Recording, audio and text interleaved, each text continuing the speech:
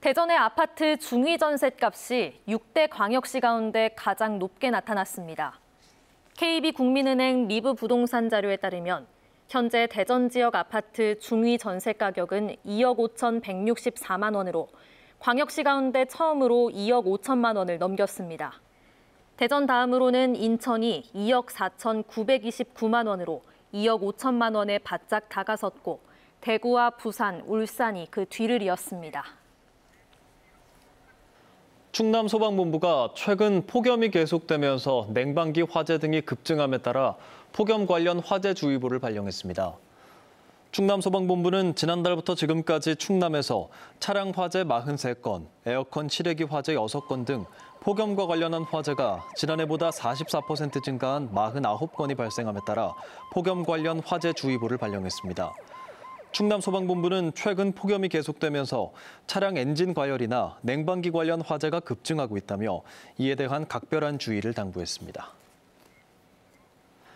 세종시가 여민전 개인 월 구매 한도를 다음 달부터 종전 50만 원에서 30만 원으로 조정합니다.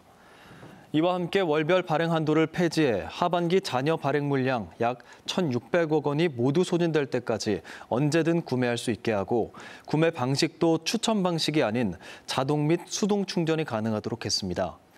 이에 따라 기존 자동 충전을 30만 원 초과 금액으로 설정한 이용자는 자동 충전을 원할 경우 오는 31일까지 금액을 30만 원 이하로 변경해야 합니다.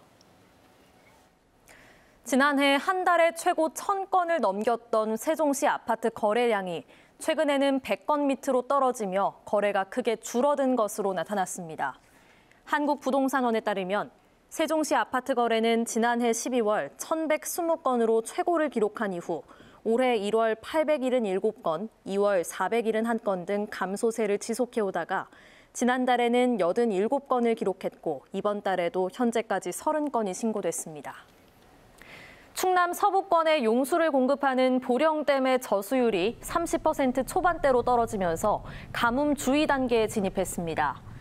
오늘 보령댐의 저수율은 31.5%로 평년 대비 63.4%에 머무르면서 가뭄 관심 단계에서 주의 단계로 진입했습니다. 이에 따라 수자원공사는 보령댐의 하천 유지용수 공급량을 줄이고 생활용수와 공업용수 등도 실제 사용량만큼 공급할 예정입니다. 국가 균형 발전과 국회 세종의사당 건립을 위해 충청과 전국 258개 단체가 모인 범국민 비대위가 오늘 세종시청에서 출범식을 열고 본격적인 활동에 들어갔습니다. 세종의사당 건립 비대위는 국회법 개정안 통과가 8월 말이나 9월 초중반쯤 가닥이 잡힐 것으로 보고 여야 지도부 및 국회의장 면담과 성명 발표, 결의대회 등은 물론 상황에 따라 삭발과 농성, 단식 등도 불사할 방침입니다. 전국에서 청약이 이뤄진 세종 자이더시티 청약에 22만 명이 넘는 인원이 몰렸습니다. 한국부동산원 청약홈에 따르면 어제 1순위 청약을 받은 세종 자이더시티는 1,106가구 모집에 22만 842명이 청약 신청을 해 평균 경쟁률 199.7대 1을 기록했습니다. 이 중 최고 경쟁률은 84제곱미터 P타입으로 1,237.5대 1이었습니다. 이 아파트는 공무원 특공 제도가 폐지된 뒤 첫 공급 단지로 일반 공급 비중이 높아졌고 추첨대 물량이 전체의 89%를 차지해 유주택자와 타 지역 거주자들이 대거 몰린 것으로 풀이됩니다. 대전시가 올해 6,900억 원 규모의 2차 추가 경정 예산안을 편성해 시의회에 제출했습니다.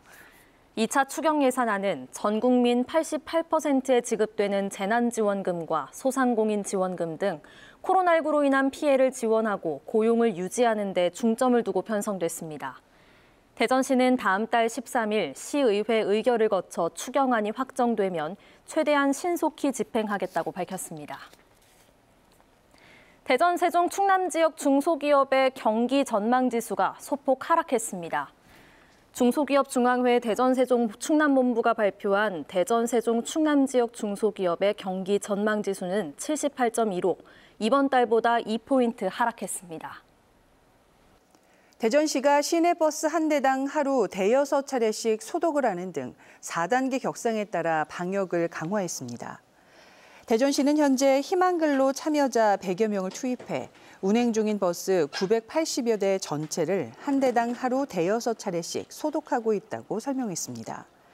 이와 함께 시내버스 방역 수칙 이행 여부를 특별 점검하고 운수 종사자 2,400여 명에 대한 백신 1차 접종도 다음 달 13일까지 완료할 계획이라고 밝혔습니다.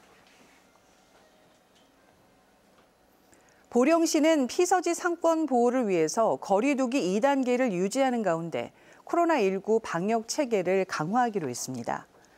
이에 따라 방문객에게 체온 스티커를 발부하는 장소를 대천해수욕장으로 향하는 5개 지점에서 충청 수영성 등 20개 지점으로 확대합니다.